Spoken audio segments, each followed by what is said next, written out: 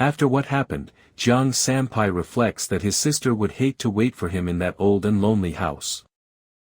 In the middle of these thoughts, Somi suddenly appears asking if he was awake yet. Jandy gets scared and calls out to her. He asks if everything is okay with her and then questions why she intervened instead of running away. He only calls me for him. She replies that he is the one who is most hurt, making him realize this only now, as she disappears and prepares the bandages. She asks him to stay still while she takes care of his wounds. Meanwhile, Jiang remembers the previous day, when he called out to Dan who was in front of him. Dan asks Jiang to take her back home. And with a cold look, she warns him that if he can't get up, he should die right there. After that, Jiang remembers that he ran as if there was no tomorrow and has no memory of what happened next. When Swami finishes treating Anga Shama's wounds and tells her to never do something like that again, reminding her that her life is more important than anyone else's. Somi retorts saying that she doesn't want to. Jang questions the girl very provocatively, but she says that she didn't want to and that she would do the same thing in the future. Because she doesn't want to lose any more members of her family, even if Jang always tries to run away. He wonders if she understands what he was trying to do. Somi replies that she won't run away, and that she will become stronger to protect everyone, asking him to never say that again. Jang, surprised, realizes that he received a lecture and has an expression of someone who didn't expect that answer. After the conversation, torches are lit. With torches in their hands, the soldiers follow the magistrate Wang Chunghong, who comments on the chaos of the situation, saying that he never expected to see a fight so close to the village and that everything always seems to go wrong for him. Suddenly, a guard calls him and says that they received a strange report, which said that the injured of the Gleam. They seem to have their right cheeks ripped off, which leaves Hong apprehensive. He asks fearfully who could have done this, and soon sees Dan in action, intimidating a victim who begs for mercy to the alert guards. They shout in his direction, but Hongo signals for them to stay where they are, trying to understand who that man was. Han then approaches, hesitantly, and asks what he is doing there.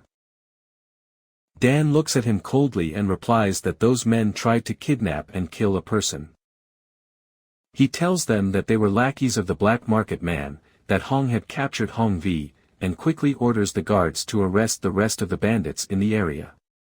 As the guards leave, one of them asks the other if he knows who this strange fighter is. The second guard replies that he has no idea, but comments that it is surprising to see Magistrate Hong, famous for arresting Jane Baisakan and finding the Golden Buddha with his psychic powers, acting so humbly in front of this man. Dan then asks Hong if he knows about the Black Faction. Hong is surprised and asks how he knows their name.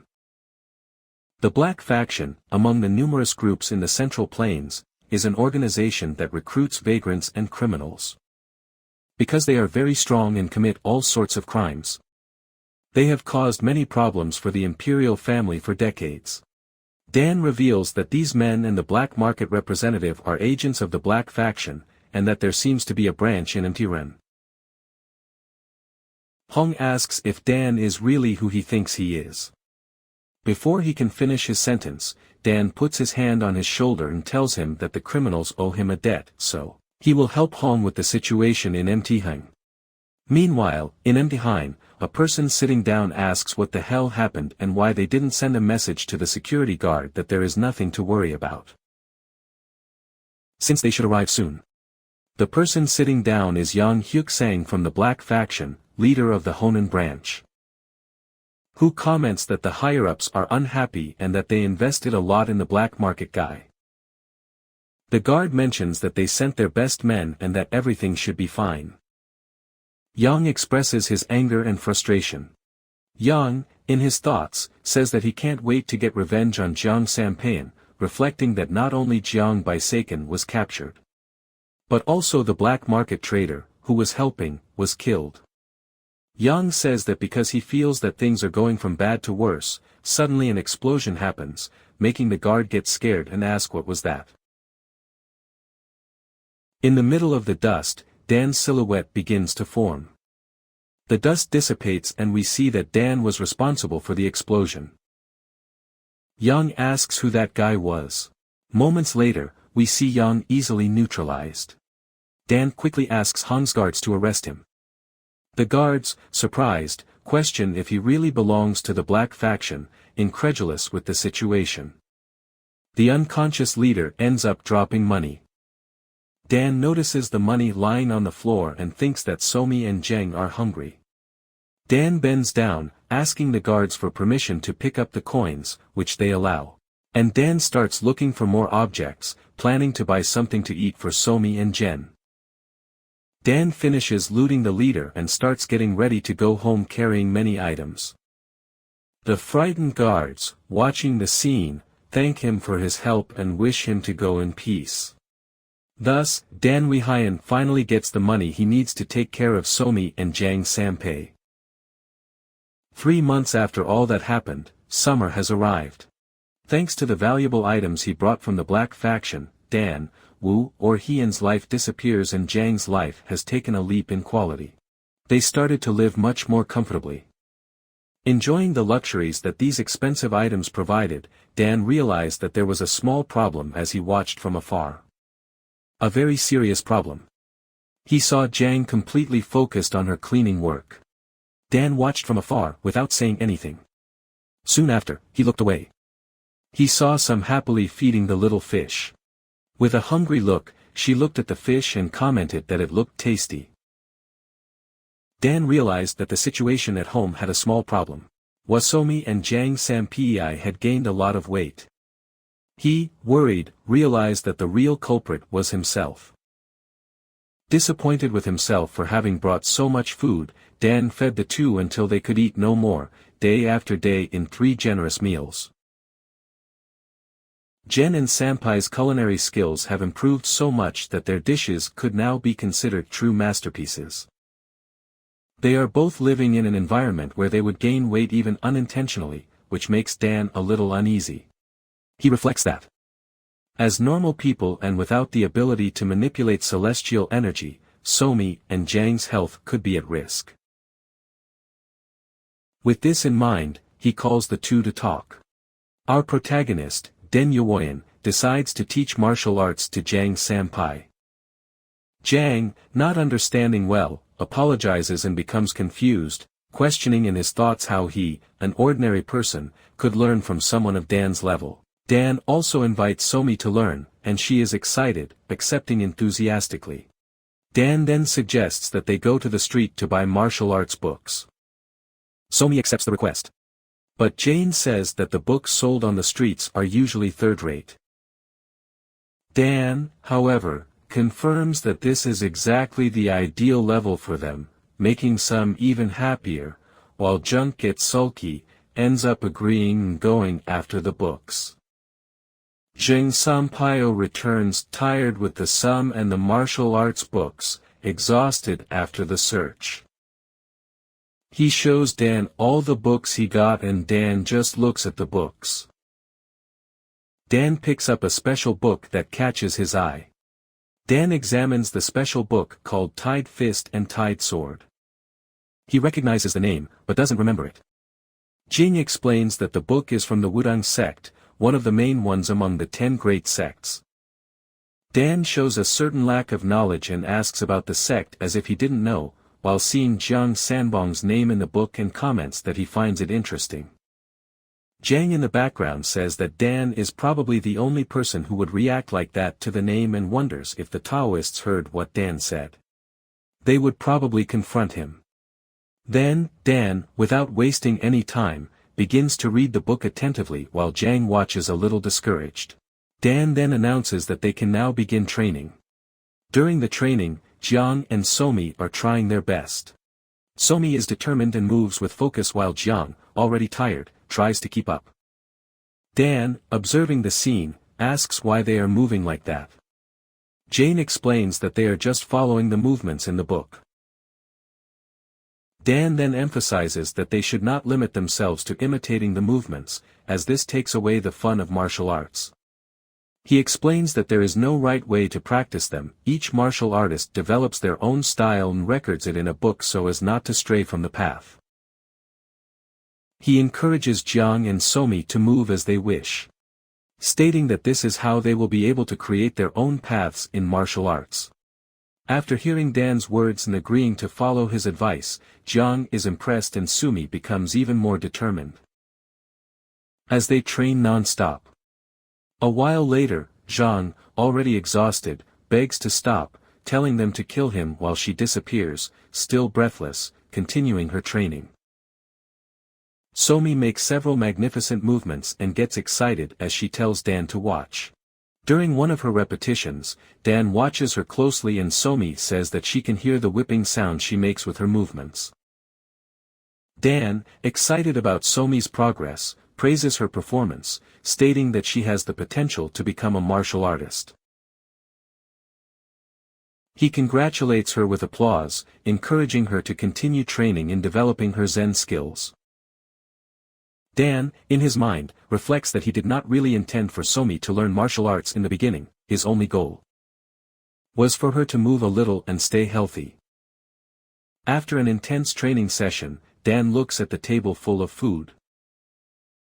Jiang, full of energy, encourages Somi to eat as much as she wants, reminding her that they worked hard all day. Somi, impressed, begins to devour everything without hesitation. While Jane devours delicious meat, Dan just watches in the background the chaos that is becoming. After several days of training, they manage to return to their original bodies and Jiang is excited to realize that they have lost weight and can eat even more. Suomi is happy while Dan says no in anger. A glass bottle falls and breaks, creating a tense atmosphere. A person is sitting across from a man while the man laments. It is revealed that the person sitting is Sima Shan, the leader of the black faction, who asks what the hell happened. Sima expresses his frustration with what is happening with Jiang Baeksun and Chu Young and mentions the significant amount of money that they both contributed annually to the faction. The man agrees with everything Sima said, and before he finishes what he was going to say, the room becomes very tense and makes people realize. Sima Shan continued saying that the Hunan branch and the guys who went after Jiang Sampai had cut off communication ties. Sima comments that Yunnan is much quieter than it has been lately. Sima goes on to say that there are many forces capable of meddling in things there because the place is great for their business. He expressed his concern about Jiang Baeksun, who was suppressing forces while plundering the entire region.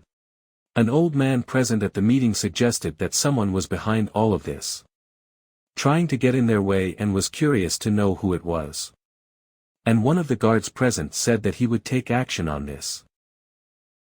Sima Shan, in his thoughts, reflected on Magistrate Hong and this Jiang Sampai, imagining them in a silly and funny way. He then decided that it was time to act. Ordering his men to capture the two and interrogate them, convinced that this way he would discover something important. Meanwhile, in Dan's mansion, Dan was in deep meditation. Upon waking, he said that there would be a lot of wind, sensing that significant changes were coming.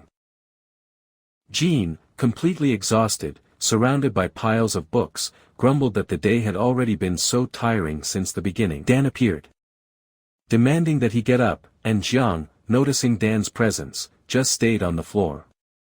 Dan asked if it wasn't time for coffee, and tell them to go wake Somi up to have coffee together. Jenga replied that he was very tired and asked to stay a little longer. Dan, with his fists clenched, made Jiang have no choice and said that he would go in a moment.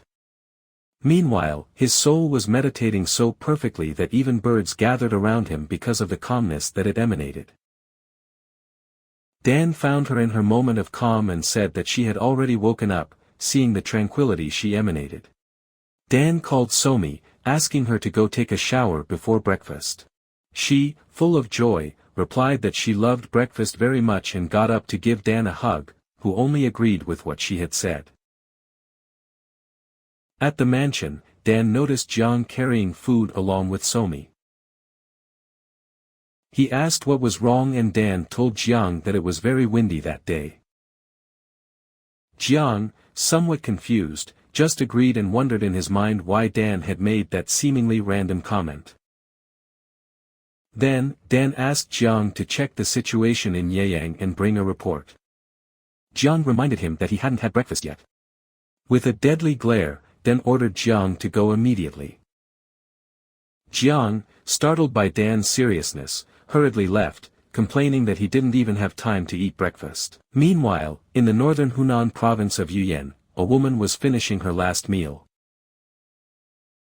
This woman was a member of the dark faction captain of the Walking Wind Squadron, Ben Shuguk, who seemed satisfied with the food. However, a subordinate called her, informing her that the next day Magistrate Hong would transfer Jiang Baxin and his subordinates to the imperial family.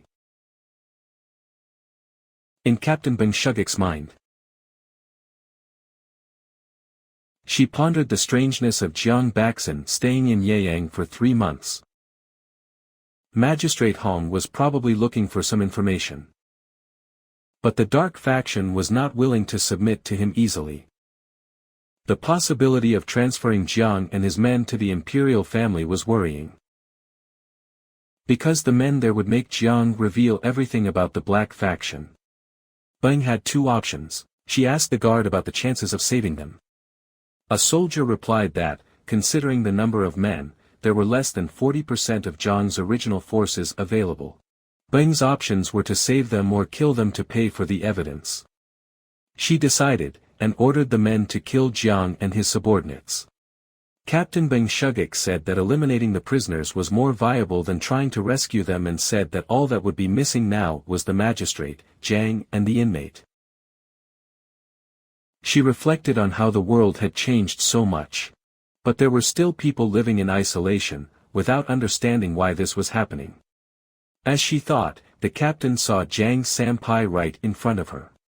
She remembered his portrait and realized that he probably knew the inmate's identity. Jiang then blended into a crowd, making it difficult for the captain to follow him. She commented to herself that he was quite agile.